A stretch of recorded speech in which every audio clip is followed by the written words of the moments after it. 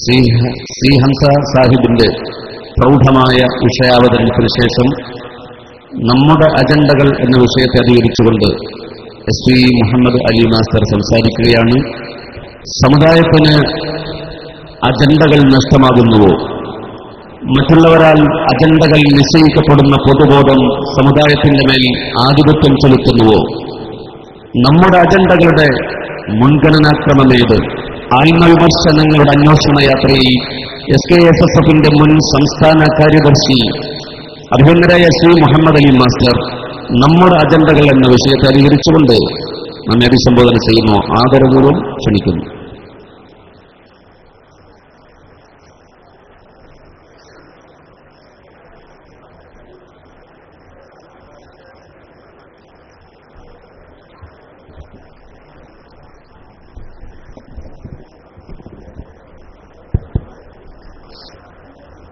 السلام عليكم ورحمة الله وبركاته.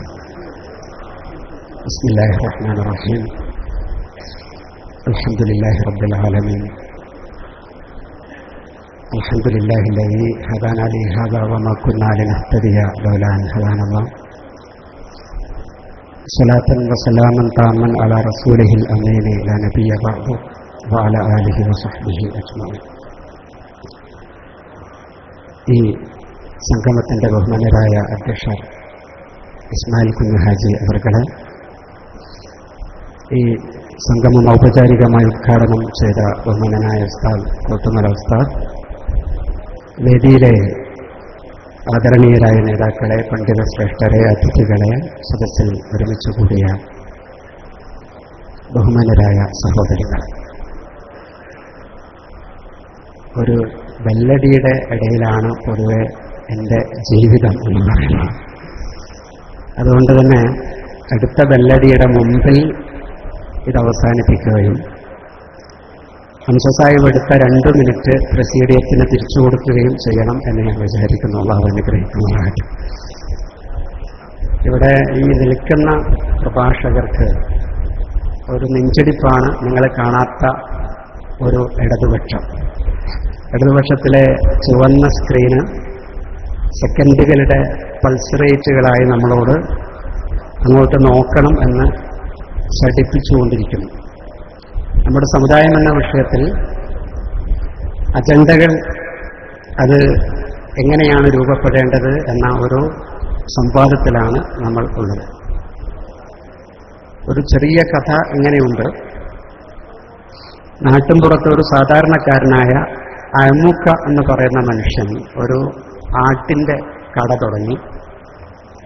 ആളുകൾ നന്നായി ആടിനെ വാങ്ങിക്കൊണ്ടിരിക്കുന്നു. തൊട്ടടുത്ത് അപ്പുറത്ത് വേറൊരു ആളും അതുപോലെ കട തുടങ്ങി. ഇപ്പൊ 2 ആളും തമ്മിൽ മത്സരമായി.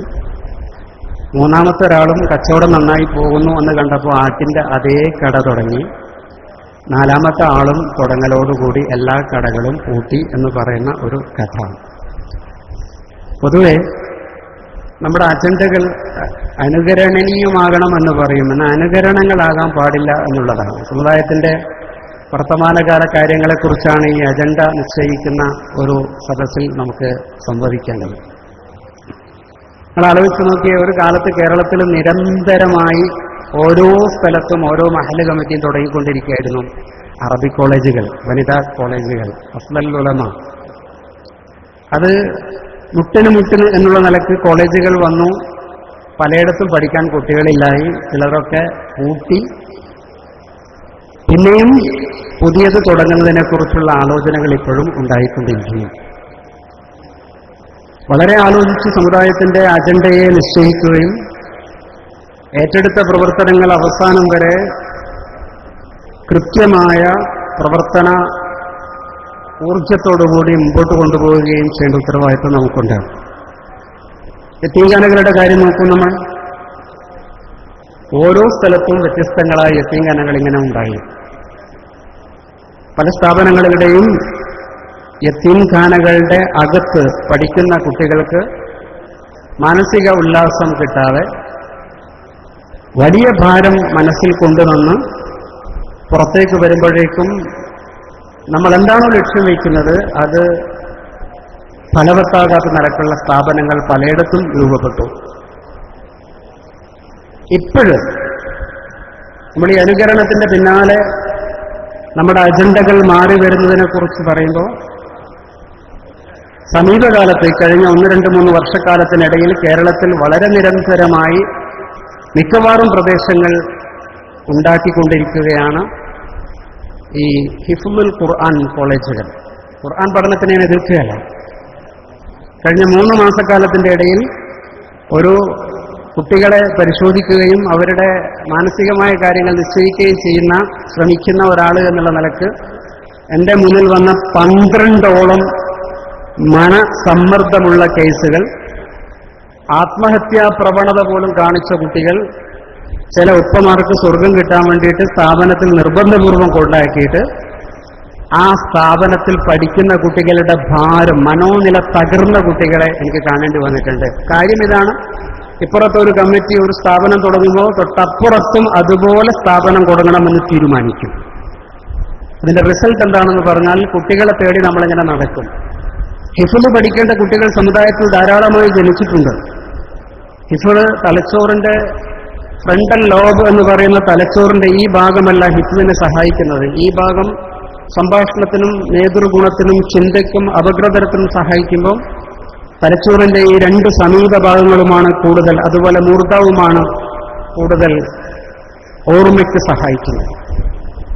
അപ്പൊ അത്തരത്തിലുള്ള കുട്ടികളെ കണ്ടെത്തി അവരെ അത്തരത്തിലുള്ള സ്ഥാപനത്തിലേക്ക് കൊണ്ടുവരാനുള്ള പ്രവണതയൊന്നും ഇത്തരം സ്ഥാപനങ്ങൾ നടത്തുന്നവരുടെ അജണ്ടയിലുണ്ടോ എന്നുള്ളത് ആലോചിക്കേണ്ട ഒരു വിഷയമാണ്. ഇല്ലെങ്കിൽ നമ്മൾ അടിയന്തരമായി ആ മേഖലയിൽ ചിന്തിക്കുകയും ആ നിലക്ക് സ്ഥാപനങ്ങളെ സ്റ്റാൻഡർഡൈസ് ചെയ്ത് കൊണ്ടുവരികയും ചെയ്യാനുള്ള നല്ല പ്രവർത്തനങ്ങൾ നമ്മുടെ ഭാഗത്തുനിന്ന് ഉണ്ടാകേണ്ടതുണ്ട്. പരിശുദ്ധമായ റബീഉൽ അവ്വൽ മാസം കേരളത്തിൽ നമ്മുടെ സമുദായത്തിന്റെ ഇടയിൽ ഏറ്റവും അധികം ചലനം നടക്കുന്ന, ഏറ്റവും സക്രിയമായ ഒരു മാസമാണ്. ഒരുപാട് ദഅവാ പ്രവർത്തനങ്ങൾക്ക് നമ്മൾ നടത്താനുള്ള സാധ്യതകളുള്ള ഒരു മാസം. സമൂഹത്തിലെ എല്ലാ തുറകളിലുമുള്ള ആളുകൾ ഒരുമിച്ച് നിന്ന് പ്രവാചകർ സ്വല്ലല്ലാഹു അലൈഹി വസല്ലം തങ്ങളോടുള്ള ഇഷ്ടം പ്രകടിപ്പിക്കുന്ന ഒരു മാസം. എന്നാൽ ആ റബീഉൽ അവ്വൽ മാസത്തിലെ നബിദിന ആഘോഷ പരിപാടിക്ക് നമുക്ക് എന്തുകൊണ്ട് ഒരു കൃത്യമായ ഒരു രൂപവും ഭാവവും നമുക്കുണ്ടായിക്കൂടെ? പല മഹല്ലുകളിലും റബീഉൽ അവ്വൽ 12ന്റെ ഘോഷയാത്ര ഏത് വഴിക്കൂടെ പോകണമെന്നും ഏത് സ്ഥലങ്ങളിലൊക്കെ അതിന് ഭക്ഷണം വിതരണം ചെയ്യണമെന്നും എന്ന പേരിലുള്ള ചർച്ചകൾ തർക്കങ്ങളിലേക്ക് പോവുകയും പരിശുദ്ധമായ റബീഉൽ അവ്വലിന്റെ ദിവസം പോലും 12ന്റെ ദിവസം പോലും പ്രശ്നങ്ങൾ ഉണ്ടാവുകയും ചെയ്യണം. നോക്കൂ, വടക്കേ മലബാറിൽ നിന്ന് യാത്ര ചെയ്ത് വന്ന ഒരു സഹോദരൻ എന്നോട് പറഞ്ഞു, സുന്നിയായ ഒരു സഹോദരൻ ഒരിക്കൽ പറഞ്ഞു, റോഡിൽ ഇക്കഴിഞ്ഞ റബീഉൽ അവ്വൽ മാസത്തിൽ റോഡിൽ മുഹമ്മദ് നബി സ്വല്ലല്ലാഹു അലൈഹി വസല്ലം തങ്ങളുടെ ഇത്രാം ജന്മദിനമെന്ന് സാധാരണ നമ്മൾ ഈ ന്യൂ ഇയറിനൊക്കെ എഴുതി വെക്കുന്നത് പോലെ ചുണ്ണാമ്പ് കൊണ്ട് എഴുതി വച്ചിരിക്കുന്നു. വാഹനങ്ങൾ പോകും, ആളുകൾ നടന്നു പോകും. നമ്മുടെ ചെറുപ്പക്കാർ വികാരപരമായി റബീഉൽ അവ്വലിനെ കാണുന്നതിന് പകരം 12നെ കാണുന്നതിന് പകരം നമ്മുടെ സമൂഹത്തിന് ഒരു മഹല്ല് തലത്തിൽ എങ്ങനെയാണ് നമുക്ക് റബീഉൽ അവ്വൽ 12നെ ആചരിക്കുകയും ആഘോഷിക്കുകയും ചെയ്യേണ്ടത് എന്ന കൃത്യമായ ഒരു അജണ്ട സമുദായത്തിന് മുമ്പിൽ ചലിക്കുന്ന മേഖലകളൊക്കെ 2 കാര്യങ്ങൾ പ്രധാനമാണ്. നമ്മൾ ഈ സ്ക്രീനിനെ ഇത്രയും അധികം ബഹുമാനിക്കുന്നു. ഇവിടെ ഒരു സമയം നിശ്ചയിച്ചിട്ടുണ്ട്. സമയവും ഊർജവും രണ്ടും ഈ സമുദായത്തിന് ഇനി ഒരിക്കലും വിനഷ്ടമായിക്കൂടാ എന്ന് പറയുന്ന ചർച്ചയാണ് ഏറ്റവും പ്രധാനം. അതുകൊണ്ട് തന്നെ എന്ത് ചെയ്യുന്നുണ്ടെങ്കിലും അത് നമ്മുടെ അജണ്ട എങ്ങനെ തീരുമാനിക്കുന്നുണ്ടെങ്കിലും സമുദായത്തിന് ഗുണപ്രദമായ നിലക്ക് അത് രൂപപ്പെട്ട് വരേണ്ടതുണ്ട്. 5 കാര്യങ്ങൾ ഒരു സമൂഹത്തിലെ അജണ്ട നിശ്ചയിക്കുന്ന സമയത്ത് നമ്മുടെ മനസ്സിലേക്ക് ഓടി വരണം. അതിലൊന്നാമത്തത് ഞാൻ നേരത്തെ പറഞ്ഞു കഴിഞ്ഞു, അജണ്ട ഒരിക്കലും അനുകരണങ്ങളാവരുത്.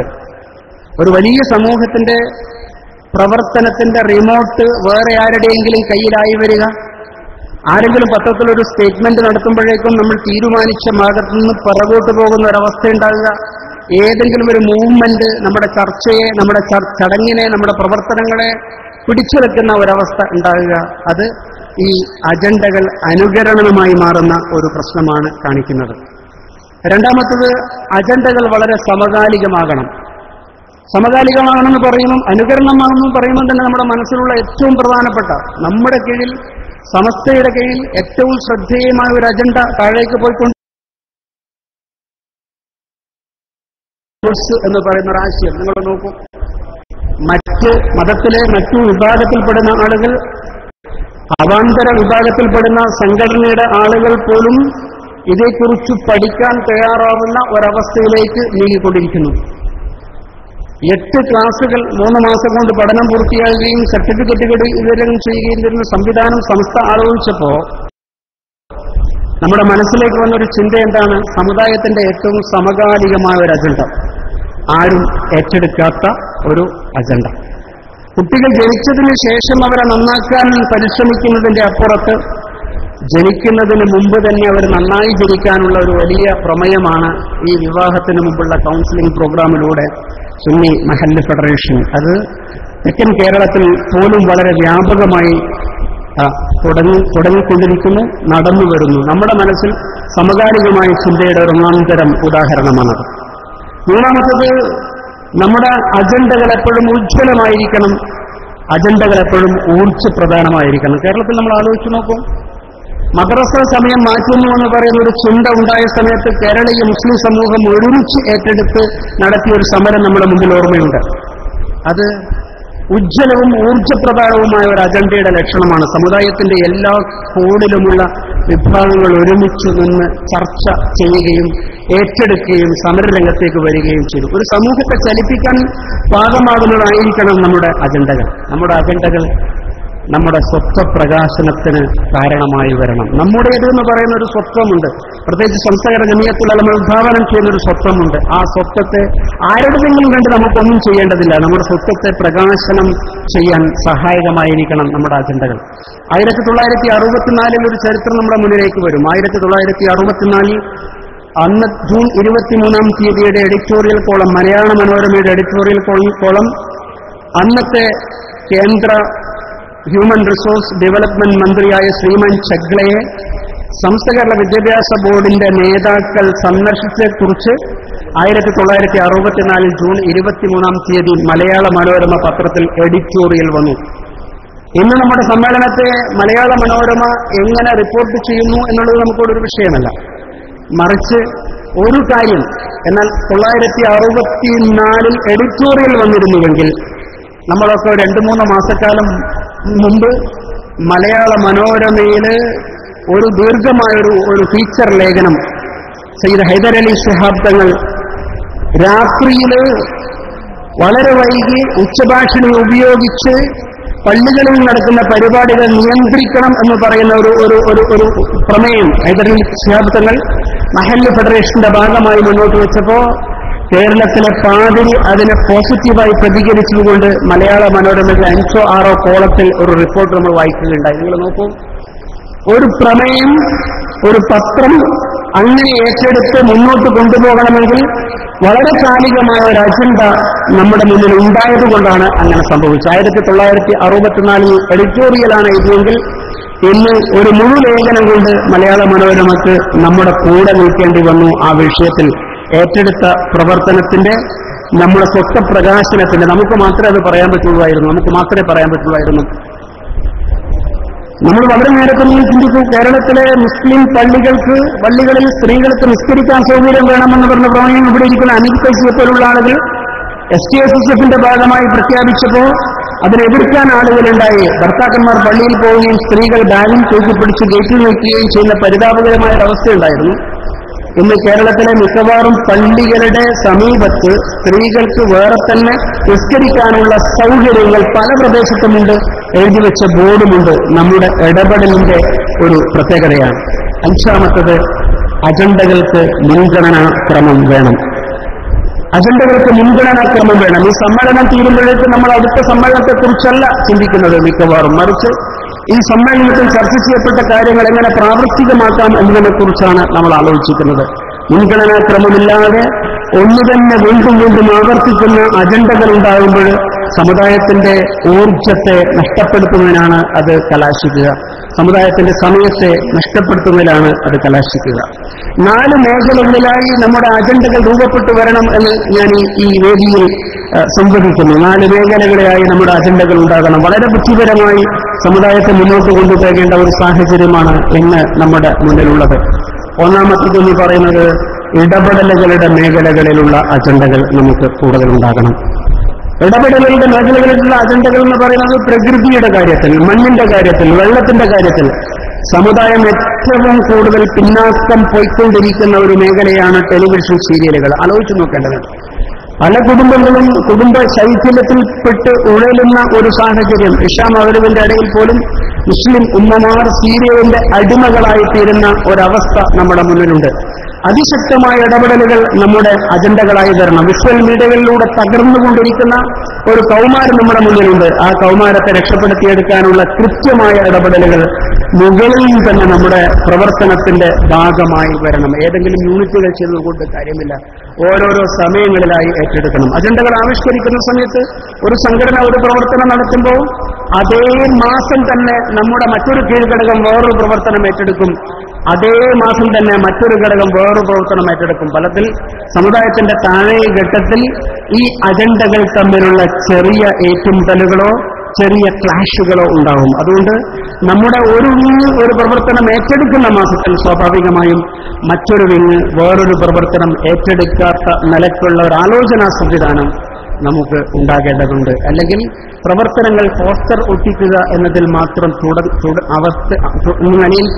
അസ്തമിക്കുന്ന ഒരു ഗതികേട് നമ്മുടെ മുന്നിൽ ഉണ്ടാകാൻ സാധ്യതയുണ്ട്. ഒന്നാമത്തത് ഞാൻ പറഞ്ഞു ഇടപെടലുമായി ബന്ധപ്പെട്ടിട്ടുള്ള പ്രവർത്തനങ്ങളാണ്. രണ്ടാമത്തത് പ്രചാരണങ്ങളുമായി ബന്ധപ്പെട്ടിട്ടുള്ള പ്രവർത്തനങ്ങൾ, അജണ്ടകളാണ്. പ്രചാരണങ്ങളിലാണ് ഈ സമ്മേളനം വരുന്നത്. ഈ സമ്മേളനം കഴിയലോടുകൂടി സമ്മേളനത്തിന്റെ സന്ദേശങ്ങളാണ് ചർച്ച ചെയ്യപ്പെടേണ്ടത്. IT മേഖലകളിൽ, വിഷ്വൽ മേഖലകളിൽ വളരെ തിരക്കിട്ട പ്രവർത്തനങ്ങൾ നടത്തിക്കൊണ്ടിരിക്കുന്ന ധാരാളം പ്രവർത്തനങ്ങൾ നമ്മുടെ മുന്നിലുണ്ട്. വ്യത്യസ്തങ്ങളായ ദഅ്വാ പ്രബോധന പ്രവർത്തനങ്ങൾ നിലവിലുള്ള നമ്മുടെ വാട്സപ്പ് ഗ്രൂപ്പുകൾ വഴിയും ഫേസ്ബുക്ക് മുഖേനയും മറ്റ് വിഷ്വൽ സാധ്യതകൾ ഉപയോഗിച്ച് വിപുലീകരിക്കണം. ഒരു സമൂഹം മുഴുവനും അതിൽ തലച്ചോറ് അമർന്നു നിൽക്കുന്ന ഒരു പരിതസ്ഥിതിയിലൂടെയാണ് നമ്മുടെ കാലം കടന്നുപോകുന്നത്. അതുകൊണ്ട് ഇസ്ലാമിക ദഅ്വാ പ്രവർത്തന മേഖലയിൽ ഇടപെടുന്ന ആളുകളൊക്കെ വിഷ്വൽ മീഡിയയിൽ എങ്ങനെയാണോ വളരെ ശാസ്ത്രീയമായി നമുക്ക് പ്രവർത്തിക്കാൻ പറ്റുക എന്നതിനെക്കുറിച്ച് അടിയന്തരമായി ഗൗരവത്തോടുകൂടി ഇടപെടണം. അപ്പോൾ നമുക്ക് പ്രചാരണത്തിന്റെ രണ്ടാമത്തെ അജണ്ടകൾ ഉണ്ടാകുന്നു. മൂന്നാമത്തത് സ്ഥാപന സംബന്ധിയായ അജണ്ടകളാണ്, എസ്റ്റാബ്ലിഷ്മെന്റ് അജണ്ടകൾ എന്ന് നമുക്ക് പറയാം. സ്ഥാപന സംബന്ധിയായ അജണ്ടകളെ കുറിച്ച് നമുക്ക് ധാരാളം ചർച്ച ചെയ്യാനുണ്ട്. നമുക്ക് ധാരാളം സ്ഥാപനങ്ങൾ നിലവിലുണ്ട്. പക്ഷെ ഞാൻ നേരത്തെ പറഞ്ഞതുപോലെ ഒരു സ്ഥാപനത്തിന്റെ കോപ്പിയായി മറ്റൊരു സ്ഥാപനം മാറുന്ന ഒരു സ്ഥിതിവിശേഷം നമ്മുടെ മുമ്പിലുണ്ട്. ചില ചിന്തകൾ നമ്മുടെ മുമ്പിൽ ഉണ്ടാകണം എന്ന് ഞാൻ ആഗ്രഹിക്കുകയാണ്. ചില ചിന്തകൾ നമ്മുടെ മുമ്പിൽ ഉണ്ടാകേണ്ടതുണ്ട്. നമുക്ക് നല്ല മത ഭൗതിക സമന്വയ സ്ഥാപനങ്ങൾ എന്ന് കേരളത്തിൽ ധാരാളമായി ഉണ്ട്. എന്നാൽ മതഭൗതിക സമന്വയ സ്ഥാപനങ്ങൾ എന്ന് പറയുന്നതെല്ലാം ഒരർത്ഥത്തിൽ പറഞ്ഞാൽ ഐച്ഛികമായ സമന്വയത്തെയാണ് പ്രതിനിധാനം ചെയ്യുന്നത്. ഐച്ഛികമായ സമന്വയം എന്ന് പറയുന്നത് എങ്ങനെയാണ്? മതപഠനം നടത്തുന്ന ഒരു കുട്ടിക്ക് ബിരുദം പഠിക്കുക എന്നുള്ളത് നിർബന്ധിതമായ ഒരു കാര്യമല്ല. യൂണിവേഴ്സിറ്റിയുടെ ഒരു കോഴ്സ് കിട്ടുക എന്നുള്ളത് നിർബന്ധിതമായ ഒരു കാര്യമല്ല. അത് ഐച്ഛികമായ ഒരു കാര്യമാണ്. നോക്കൂ നിങ്ങൾ, ആ നിലയ്ക്ക് ഐച്ഛികമായ നിലയ്ക്കുള്ള സമന്വയ വിദ്യാഭ്യാസ സ്ഥാപനങ്ങളാണ് നിലവിലുള്ളത്. എന്നാൽ നിർബന്ധിതമായ സമന്വയ വിദ്യാഭ്യാസം എന്ന് പറയുന്ന ഒരു ചിന്തയെക്കുറിച്ച് നമ്മളിപ്പോഴേ ആലോചിച്ചു തുടങ്ങേണ്ടതുണ്ട്. എങ്ങനെയാണ് നിർബന്ധിതമായ സമന്വയ വിദ്യാഭ്യാസം എന്ന് പറയുന്നത്? ഒരു ഭൗതിക സ്ഥാപനത്തിലെ ഹോസ്റ്റലിൽ പഠിക്കുന്ന നമ്മുടെ മാനേജ്മെന്റിന്റെ കീഴിലുള്ള ഒരു ഹോസ്റ്റലിനെ കുറിച്ച് നമ്മൾ ആലോചിച്ച് നോക്കൂ. അവിടെ കുട്ടികളെ നിസ്കരിക്കാൻ പഠിപ്പിക്കുക എന്നുള്ളത് നിർബന്ധിതമായ സമന്വയ വിദ്യാഭ്യാസത്തിന്റെ രീതിയാണ്. ആലോചിച്ചു നോക്കൂ. നമുക്കൊരു പള്ളി ദർസുണ്ട് എന്ന് വിചാരിക്കുക. പള്ളി ദർസിൽ നമ്മുടെ കുട്ടികൾ പഠിച്ചുകൊണ്ടിരിക്കുന്നു. ആ കുട്ടികൾക്ക് സമകാലികമായ ഇസ്ലാമിക ദഅ്വാ പ്രവർത്തനത്തിന് സൗകര്യങ്ങൾ ചെയ്തതിനു വേണ്ടി IT പഠിപ്പിക്കുന്നു, ഇംഗ്ലീഷ് പഠിപ്പിക്കുന്നു, ഭാഷകൾ പഠിപ്പിക്കുന്നു. അങ്ങനെ വരുമ്പോൾ പ്രസംഗ പരിശീലനം ചെയ്യുന്നു. അങ്ങനെ വരുമ്പോൾ അത് നിർബന്ധിതമായ ഒരു സമന്വയത്തിന്റെ രീതിയിലേക്ക് വരുന്നു. നമുക്ക് ഇങ്ങനെ ഒരു സ്ഥാപനം സ്വപ്നം കാണാം. ഒരു വിശാലമായ ക്യാമ്പസിന്റെ അകത്ത് എഞ്ചിനീയറിംഗ് പഠിക്കുന്ന, മെഡിസിൻ പഠിക്കുന്ന, ഹ്യൂമൻ റിസോഴ്സ് മേഖലയിൽ പ്രവർത്തിച്ചുകൊണ്ടിരിക്കുന്ന ഭൗതികരെന്ന് നമ്മൾ വിളിക്കുന്ന കുട്ടികൾ ഒരു ഭാഗത്തുണ്ട്. അവർ തഹജ്ജുദ് നിസ്കരിക്കുന്നു, അവർ ഹദ്ദാദ് റാത്തീബിൽ പങ്കെടുക്കുന്നു, അവർ ഇസ്ലാമിന്റെ അടിസ്ഥാനപരമായ കാര്യങ്ങൾ പ്രവർത്തിച്ചു പഠിക്കുന്നു. അത് അവർക്ക് കിട്ടുന്ന നിർബന്ധിതമായ സമന്വയമാണ്. തൊട്ടപ്പുറത്ത് അതിന്റെ മറ്റൊരു ഭാഗത്ത് നന്നായി ഓതിപ്പടിക്കുന്ന ഒരു ദർസ് സ്ഥാപനത്തിന്റെ അകത്ത് പഠിക്കുന്ന കുട്ടികൾക്ക് അവശ്യം കാലഘട്ടത്തോട് സംബോധനം ചെയ്യാൻ പറ്റുന്ന IT പോലുള്ള ഭാഷാ മികവുകൾ അവർക്ക് ലഭിച്ചുകൊണ്ടിരിക്കുന്നു. ഈ രണ്ട് മേഖലയിലുള്ള ആളുകൾ തമ്മിലുള്ള റിസോഴ്സ് ഷെയറിങ്ങും ഈ സ്ഥാപനത്തിന്റെ ഭാഗമായിട്ടുണ്ടാകാം. ആ നിലക്കുള്ള ഒരു സമന്വയ വിദ്യാഭ്യാസത്തിന്റെ സാധ്യതകൾ നമ്മുടെ മുന്നിൽ ചിന്തയായി വരേണ്ടതുണ്ട്. മറ്റൊന്ന്, ആത്മീയമായി നമ്മുടെ മുന്നിൽ ഇപ്പോഴും നമ്മുടെ കൂട്ടത്തിൽ സമസ്തയുടെ കീഴിൽ വളരെ നല്ല റിസോഴ്സ് ഗ്രൂപ്പ് ഉണ്ടായിക്കൊണ്ടിരിക്കുകയാണ്. ദാവാ പ്രവർത്തനത്തിൽ ഏർപ്പെടുന്ന നല്ല കൂട്ടുകാര്, നല്ല പ്രവർത്തകർ കേരളത്തിനകത്തും പുറത്തും വളരെ സജീവമായി പ്രവർത്തിച്ചുകൊണ്ടിരിക്കുന്നു. ദൗർഭാഗ്യവശാൽ നമ്മുടെ സമുദായത്തിന്റെ അകത്ത് ഇപ്പോഴും മലീമസമായ ചിന്തകളുള്ള ഒരു യൗവനവും ഒരു കൗമാരവും നമ്മുടെ മുമ്പിലുണ്ട്. ആ യൗവനത്തെയും കൗമാരത്തെയും കൈകാര്യം ചെയ്യാനുള്ള എന്തെങ്കിലും സംവിധാനം നമ്മുടെ മുമ്പിലുണ്ടോ? അതുകൊണ്ട് തന്നെ നമ്മുടെ മുന്നിൽ ഇങ്ങനെ ഒരു ആശയം കൂടി വരണം. ഒരു school of modelling, school of personality, അല്ലെങ്കിൽ സ്കൂൾ ഓഫ് ബിഹേവിയർ എന്ന് പറയുന്ന ഒരു ആശയം. ഫിലിപ്പൈൻസിൽ ഒരു സ്കൂളിന്റെ മുന്നിൽ ഒരു തവളയുണ്ട്. ആ തവള വെള്ളത്തിൽ 100 ഡിഗ്രി സെൽഷ്യസിൽ ഇങ്ങനെ ജീവിച്ചുകൊണ്ടിരിക്കുന്നു. അത് ചത്തുപോകുന്നില്ലത്രേ. എങ്ങനെയാ സാധിച്ചത്? അതിനെ 1 ഡിഗ്രി സെൽഷ്യസ് വെച്ച് തുടങ്ങി, 2 ഡിഗ്രിയിൽ തുടങ്ങി, 3 ഡിഗ്രിയിൽ തുടങ്ങി, സാവകാശം 100 ഡിഗ്രി സെൽഷ്യസിനെയും പരിചയപ്പെടുത്തി അയാൾക്കൊരു പ്രശ്നമില്ലാത്ത നിലക്ക് ആ തവളയെ വളർത്തിക്കൊണ്ടുവരിക എന്ന് പറയുന്ന ഒരു ആശയമാണ് ലോകത്തിന്റെ മുന്നിലേക്ക്. എന്ന് പറഞ്ഞാൽ ഏതും ശീലത്തിലൂടെ നേടിയെടുക്കാൻ പറ്റും എന്ന ഒരാശയമാണ് ഈ ഒരു സ്ഥാപനം മുന്നോട്ട് വയ്ക്കുന്നത്. നമുക്ക് കള്ളുകുടിയനായ ചെറുപ്പക്കാരനെ നന്നാക്കിയെടുക്കാനുള്ള സംവിധാനത്തിനെ കുറിച്ച് ചിന്തിക്കണം. ഉമ്മയ്ക്കും വാപ്പാക്കും എതിരു നിൽക്കുന്ന റബലായി സമൂഹത്തിന് നിൽക്കുന്ന, പാലത്തിന്റെ മേലെയും ബസ് ഷെൽട്ടറിന്റെ മേലെയും സമയം കളയുന്ന ഒരു പറ്റം ചെറുപ്പക്കാർ ഇപ്പോഴും നമ്മുടെ സമൂഹത്തിന്റെ മുന്നിലുണ്ട്. ദൗർഭാഗ്യവശാൽ അത് കൂടുതലും സംസ്ഥകരണ ജമിയത്തുൽ ഉലമയുടെ ബാനറിലാണ് ആ കുട്ടികളെ പെടുത്തുക. നമ്മുടെ മദ്രസയിലൂടെ പുറത്തുപോയ കുട്ടികളാണ് ആ കൂട്ടത്തിലുള്ളത്. അവരെ നമുക്ക് തള്ളിക്കളയാൻ പറ്റില്ല. അങ്ങനെയുള്ള കുട്ടികളെ ഒരു നല്ല ഖത്തീബ് ദേവാ പ്രവർത്തനത്തിലൂടെ മുന്നോട്ട് കൊണ്ടുപോകുമ്പോൾ ആ ഖത്തീബിന് തോന്നും അവരെ നന്നാക്കിയെടുക്കാൻ എന്റെ മികവ് കൊണ്ട് മാത്രം സാധ്യമാവില്ല. അപ്പൊ നമ്മുടെ കയ്യിൽ ഒരു സ്ഥാപനം ഉണ്ടെന്ന് വിചാരിക്കാം. ഒരു 30 ദിവസം ഈ സ്ഥാപനത്തിൽ ആ കുട്ടികളെ കൊണ്ടുവന്ന് പുറത്തേക്ക് പോകുമ്പോഴേക്കും അവരുടെ പെരുമാറ്റം നേരെയാകുന്ന, അവരുടെ സ്വഭാവം നേരെയാകുന്ന, അവരുടെ സമീപനം നേരെയാകുന്ന ഒരു ബിഹേവിയർ സ്കൂളിനെ കുറിച്ച് നമ്മുടെ മനസ്സിൽ ആശയങ്ങൾ ഉണ്ടാകണം. മറ്റൊന്ന്, നമുക്ക് സാധാരണക്കാരുടെ മക്കൾക്ക് പഠിക്കാനുള്ള ധാരാളം സ്ഥാപനങ്ങൾ കാണാം. സാധാരണക്കാരുടെ മക്കൾക്ക് പഠിക്കാനുള്ള ധാരാളം സ്ഥാപനങ്ങളുണ്ട്. എന്നാൽ സമസ്തയുടെ കീഴിൽ പ്രവർത്തിക്കുകയും പ്രചാരണ പ്രവർത്തനത്തിൽ പങ്കെടുക്കുകയും ചെയ്യുന്ന, നമ്മുടെ ആദർശത്തിൽ വിശ്വസിക്കുന്ന ഉന്നതരായ നല്ല സാമ്പത്തിക ശേഷിയുള്ള മക്കൾ, രക്ഷിതാക്കളുടെ മക്കൾ, അവർ നമ്മുടെ സമന്വയ സ്ഥാപനത്തിലൊക്കെ കുട്ടികളെ അയക്കുന്നുണ്ട്. പക്ഷേ അവർക്കൊരു പ്രതീക്ഷയുണ്ട്.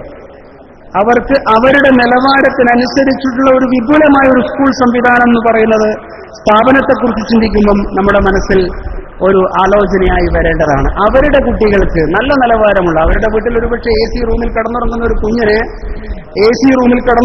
കുഞ്ഞിനെ ഒരുപക്ഷെ നമ്മുടെ സാധാരണ സ്ഥാപനത്തിലെ ബെഡിൽ കിടത്തി ഉറക്കാൻ അവർക്ക് പ്രയാസമുണ്ടാകാം. അത് ശീലിക്കണം എന്നൊക്കെ നമ്മൾ പറയും. പക്ഷെ പ്രായോഗികമായി അവർക്ക് പറ്റുന്ന നിലക്ക്, അവർക്ക് ദീനും ദുനിയാവും കൊടുക്കുന്ന നിലക്കുള്ള, അവരെ മനസ്സിൽ കണ്ടുകൊണ്ടുള്ള ഒന്നാം തരം സ്ഥാപനത്തിന്റെ അജണ്ടകളെക്കുറിച്ച് ചർച്ച ചെയ്യുമ്പം നമ്മുടെ മുന്നിൽ ഉണ്ടാകി വരേണ്ടതുണ്ട്.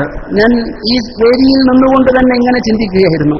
നമ്മളിങ്ങനെ ഈ സ്റ്റേജിനെ നിരീക്ഷിക്കുമ്പോൾ നിങ്ങൾ ഒരുപക്ഷെ അവരുടെ പണി നിർത്തി പോയിട്ടുണ്ടാകും. ഈ സ്റ്റേജിന്റെ പിറകിൽ രേണിയുടെ മുകളിൽ 3-4 കുട്ടികൾ, നമ്മുടെ വിക്കായയുടെ കുട്ടികൾ കയറി നിന്ന് നമ്മുടെ പിറകിലുള്ള ബീജി ശരിയാക്കിക്കൊണ്ടിരിക്കുകയായിരുന്നു. ആ കുട്ടികൾ എവിടെയാണ് അഡ്രസ് ചെയ്യപ്പെടുക? എപ്പോഴെങ്കിലും സമ്മേളനം ഉണ്ടാകുമ്പോൾ വിക്കാമ എന്ന് പറഞ്ഞ ബാഡ്ജും കൂട്ടി പൊരിവയിലെത്ത് കൊടിയും കുത്തി നിൽക്കുക എന്ന് പറയുന്ന വിധി മാത്രമാകരുത് അവർക്ക്. അവരാണ് ഒരർത്ഥത്തിൽ ഇത്തരം സമ്മേളനങ്ങളൊക്കെ വിജയിപ്പിക്കുന്ന ഒന്നാം തരം അസറ്റ് എന്ന് പറയുന്നത്.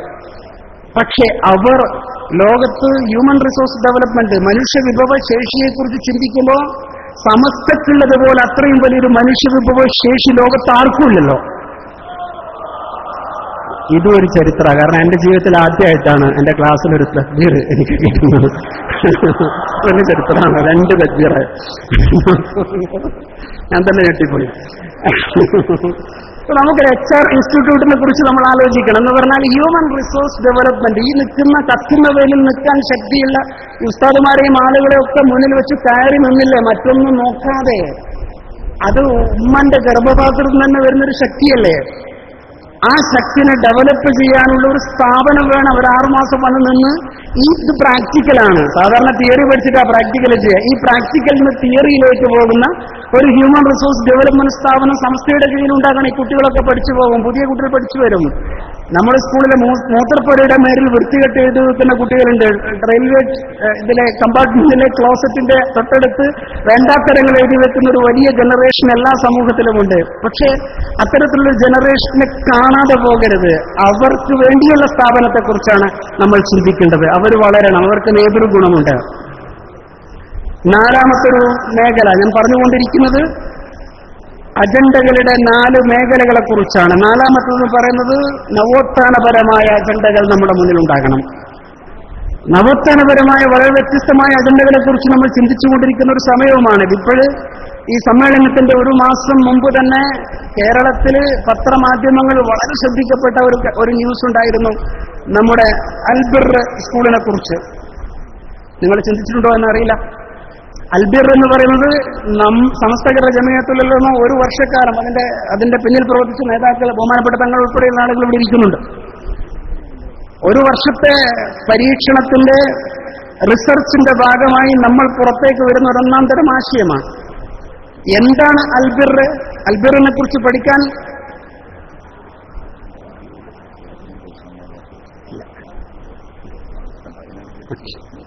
നമുക്കൊരു നോക്കൂ നിങ്ങൾ, നമ്മുടെ കൊച്ചുകുഞ്ഞ് ഒരു സ്ഥാപനത്തിന്റെ ഉള്ളിൽ കയറി വന്നാൽ അവരുടെ ശരീരമനങ്ങണം, ബ്രെയിൻ അനങ്ങണം, മനസ്സറങ്ങണം. ശരീരമനങ്ങണം, മനസ്സറങ്ങണം, ബ്രെയിൻ അനങ്ങണം. ഒരു കുഞ്ഞ് ശരാശരി ജനിച്ച് വളരുന്നതിന്റെ 9 മാസത്തിന്റെ ഇടയിൽ തന്നെ 10 കിലോമീറ്റർ ആ കുഞ്ഞ് മുട്ടിലെഴയാൻ അല്ലാഹു സുബ്ഹാനഹു തആല ആ കുഞ്ഞിന് സൗഭാഗ്യം കൊടുത്തു, ശരീരം അനങ്ങാൻ വേണ്ടിയിട്ടാണ്. അപ്പൊ നമ്മുടെ മദ്രസയിലേക്ക് ആ കുഞ്ഞ് വരുമ്പം ശരീരം അനങ്ങണം, മനസ്സനങ്ങണം, ബ്രെയിൻ അനങ്ങണം. അതിനു പറ്റുന്ന ഒരു സ്ഥാപനത്തിലേക്കുള്ള ചർച്ച നടന്നുകൊണ്ടിരിക്കുന്നു. ഔദ്യോഗികമായ പ്രഖ്യാപനം ഇൻഷാ അല്ലാഹ് സമ്മേളനത്തിൽ വെച്ച് നടക്കുമെന്നാണ് ബാപ്പു ഉസ്താദ് എന്നോട് ഓർമ്മിപ്പിച്ചത്. പക്ഷെ ഒരു കാര്യം തീർച്ചയാണ്, നമ്മുടെ 1-ാം ക്ലാസ്സിലെ ഉസ്താദുമാരുടെ ഭാരം കുറയാൻ പോവാണ്. കാരണം ഇങ്ങനെയുള്ള സ്ഥാപനത്തിൽ നിന്ന് വളർന്നു വന്ന് വലുതാകുന്ന കുട്ടികൾ, പക്ഷെ ഇവിടെ ഇരിക്കുന്ന എല്ലാവരും ഒരുപക്ഷെ വിചാരിക്കും അങ്ങനെയുള്ളൊരു സ്ഥാപനം എന്റെ മഹലിലും തുടങ്ങണം. അത് മദ്രസ അംഗീകരിച്ച് കിട്ടുന്നത് പോലെ കിട്ടാൻ സാധ്യതയില്ല. ഒരുപാട് വ്യവസ്ഥകളിലൂടെ കടന്നു പോകുന്ന, വളരെ കൃത്യമായി മദ്രസ അങ്ങനെ മോണിറ്റർ ചെയ്യപ്പെടുന്നില്ല എന്ന് ഞാൻ പറഞ്ഞില്ല, വളരെ കൃത്യമായ നിരീക്ഷണത്തിലൂടെ മാത്രം തുടങ്ങാൻ പറ്റുന്ന ഒരു സംവിധാനമാണ്. അത് പക്ഷെ ഒരു കാലഘട്ടത്തിന്റെ ചരിത്രമാണ്. നവോത്ഥാനത്തിന്റെ 1-ാം തരം ആശയമാണ്. ഇനി എന്റെ മുന്നിലുള്ളത് 3 മിനിറ്റാണ്. ഒരാശയം കൂടി ഞാൻ നിങ്ങളുടെ മുന്നിലേക്ക് വയ്ക്കാം.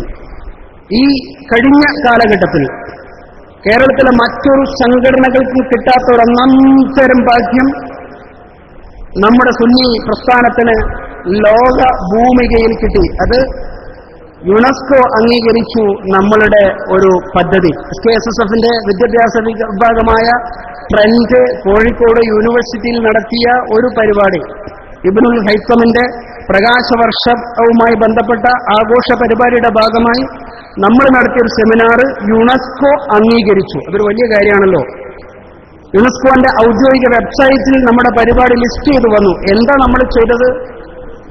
ലോകം അംഗീകരിക്കുന്ന ഐൻസ്റ്റീനേക്കാൾ വലിയ ഐസക് ന്യൂട്ടനേക്കാൾ ലോകം അംഗീകരിക്കേണ്ട പ്രകാശ പ്രകരണത്തെക്കുറിച്ച് ലോകത്ത് ആദ്യമായി തന്റെ ചിന്തകൾ സമർപ്പിച്ച, തന്റെ ചിന്തകൾക്ക് സ്ഥാനം കിട്ടൂലെന്ന് തോന്നിയപ്പോ അറിവിനോടുള്ള ഇച്ഛ കൊണ്ട് അദ്ദേഹം ഭ്രാന്തഭിനയിക്കുകയും അങ്ങനെ ജയിലിലേക്ക് പോവുകയും അങ്ങനെ തന്റെ ഗവേഷണങ്ങൾ പൂർത്തിയാക്കുകയും ചെയ്ത മഹാനായ പ്രതിഭ, വലിയ ശാസ്ത്രപ്രതിഭ, തലപ്പാവ് ധരിച്ച ഇബ്നു സീനയെ പോലെയുള്ള, നോക്കൂ നിങ്ങൾ, അങ്ങനെയുള്ള ഒരു പ്രതിഭ സയന്റിസ്റ്റിനെ ലോകം ആദരിച്ചു. ഈ നമ്മുടെ എല്ലാ സ്ഥാപനങ്ങളുടെയും പ്രത്യേകത എന്താന്ന് പറഞ്ഞാൽ മനുഷ്യ വിഭവശേഷിയെ വർദ്ധിപ്പിക്കുന്ന നിലക്കുള്ളതാണ് നമ്മുടെ സ്ഥാപനത്തിന്റെ മിക്കവാറും കരിക്കുലങ്ങളെല്ലാം. ഒന്നുകിൽ ഭാഷയെ സഹായിക്കുന്നു, അല്ലെങ്കിൽ ഫിഖിഹിനെ സഹായിക്കുന്നു, അല്ലെങ്കിൽ മനുഷ്യ വിഭവശേഷിയെ വർദ്ധിപ്പിക്കുന്നതിന് സഹായിക്കുന്ന രീതിയിലുള്ളതാണ് നമ്മുടെ കരിക്കുലങ്ങളെല്ലാം. എന്നാൽ എന്തുകൊണ്ട് മുസ്ലിം സമുദായത്തിന്റെ കീഴിൽ വരുന്ന 10-15 വർഷത്തിനു ശേഷം ഒരുപക്ഷെ സുന്നി വിഭാഗത്തിൽ നിന്നുകൊണ്ടുള്ള ഒരു സയന്റിസ്റ്റിനെ ഉണ്ടാക്കാൻ പറ്റുന്ന ഒരു പദ്ധതി നമ്മുടെ മുന്നിൽ ഉണ്ടാകണം? നമ്മുടെ മദ്രസയിലൊക്കെ പലപ്പോഴും ചിന്തിക്കുകയും ചിരിപ്പിക്കുകയും ചെയ്യുന്ന 4ാം ക്ലാസ്സിലെ കുഞ്ഞിനെ തൊട്ട് തുടങ്ങി അവരെ വളർത്തിക്കൊണ്ടുവന്ന് ആ നിലയ്ക്ക് റിസർച്ച് ഓറിയന്റഡ് ആയിട്ടുള്ള ഒരു സ്ഥാപനമുണ്ടായി. ആ സ്ഥാപനത്തിൽ നിന്ന് കൊച്ചു കൊച്ചു ശാസ്ത്രജ്ഞന്മാർ മുന്നോട്ട് വന്ന് അവർ ധാരാളം കണ്ടുപിടുത്തങ്ങൾ നടത്തി. ആ കണ്ടുപിടുത്തങ്ങൾ ലോകത്തിന്റെ മുന്നിലേക്ക് അവതരിപ്പിക്കപ്പെടുന്നതിൽ ഒരു സംവിധാനത്തിന് ബഹുമാനപ്പെട്ട സമസ്ത കേരള ജമിഅത്തുൽ ഉലമയുടെ കീഴിൽ ഒരു സ്ഥാപനത്തിനെ കുറിച്ചുള്ള ആലോചന, സ്ഥാപനം എന്നുള്ള നിലക്ക്, അതുപോലെ ദൈക്ഷണിക പ്രവർത്തനം എന്നുള്ള നിലക്ക്, അതുപോലെ നവോത്ഥാന പ്രവർത്തനത്തിന്റെ ഭാഗം എന്നുള്ള നിലക്ക് നമ്മൾ ആലോചിക്കേണ്ടതുണ്ട്. നമ്മൾ തുടങ്ങിയാൽ ഒരുപക്ഷെ തുടങ്ങാൻ ആളുകൾ ധാരാളമായി വരും എന്നുള്ളൊരു കാര്യം തീർച്ചയാണ്. പ്രീമാരിറ്റൽ കൗൺസിലിംഗിന്റെ പ്രോഗ്രാം നമ്മൾ തുടങ്ങിയപ്പോൾ കേരളത്തിലെ പ്രബലമായ ഒരു മുജാഹിദ് വിഭാഗം കോഴിക്കോട് തുടങ്ങിയതായി പത്രത്തിൽ വന്നു. SKSSFന്റെ കീഴിൽ സിവിൽ സർവീസിന് വേണ്ടി കുട്ടികളെ തയ്യാറാക്കാൻ വേണ്ടിയുള്ള ഒരു പ്രോജക്റ്റ് തുടങ്ങിയപ്പോൾ മറ്റൊരു വിഭാഗത്തിന്റെ കീഴിൽ അത് തുടങ്ങുകയും 2 മാസം കൊണ്ട് പൂട്ടിപ്പോവുകയും ചെയ്തതും നമ്മൾ അറിഞ്ഞു. അതുകൊണ്ട് എനിക്ക് 3ാമത്തെ സെക്രട്ടറി. അപ്പൊ ഏതായാലും നമ്മുടെ ചിന്തകൾ വിപുലമാണ്, നമ്മുടെ ആശയങ്ങൾ ഏറെയാണ്, നമ്മുടെ മനുഷ്യവിഭവശേഷി വളരെ വലുതാണ്. കാലികമായ അജണ്ടകൾ ആലോചിച്ചുകൊണ്ട് മുന്നോട്ട് പോകാൻ നമുക്ക് സാധിക്കുമെന്ന് വിശ്വസിച്ച് ഞാൻ എന്റെ വാക്കുകൾ അവസാനിപ്പിക്കുന്നു. ആഖിറു ദഅവതി അൽഹംദുലില്ലാഹി റബ്ബിൽ ആലമീൻ. അസ്സലാമു അലൈക്കും. ശ്രദ്ധിക്കുക, സമസ്ത സമ്മേളനവുമായി ബന്ധപ്പെട്ട് പുറത്തിറക്കിയ സൗജന്യർ പരിമിതമായ കോപ്പികൾ മാത്രം അവശേഷിപ്പിക്കുന്നു. ആവശ്യക്കാർ ബുക്ക് സ്റ്റാളുകളുമായി ബന്ധപ്പെടേണ്ടതാണ്. ശ്രദ്ധിക്കുക, സ്റ്റേജിന്റെയും ക്യാമ്പംഗങ്ങളുടെയും ഇടയിൽ ഒഴിവുവരുന്ന സ്ഥലത്തുകൂടി ആരും പാസ് ചെയ്യാൻ പാടില്ലാത്തതാണ്. നിരവധി വൈദ്യുതി കേബിളുകൾ കടന്നു പോകുന്നതിനാലും ഓൺലൈൻ ക്ലാസ് റൂമുകാർക്ക് പ്രയാസം നേരിടുന്നതിനാലും വളണ്ടിയേഴ്സ് പ്രത്യേകം ശ്രദ്ധിക്കണമെന്ന് അഭ്യർത്ഥിക്കുന്നു. ക്യാമ്പംഗങ്ങളുടെയും സ്റ്റേജിന്റെയും ഇടയിലൂടെ ആളുകൾ കടന്നു പോകാതിരിക്കാൻ വളണ്ടിയേഴ്സ് പ്രത്യേകം ശ്രദ്ധ കാണിക്കേണ്ടതാണ്.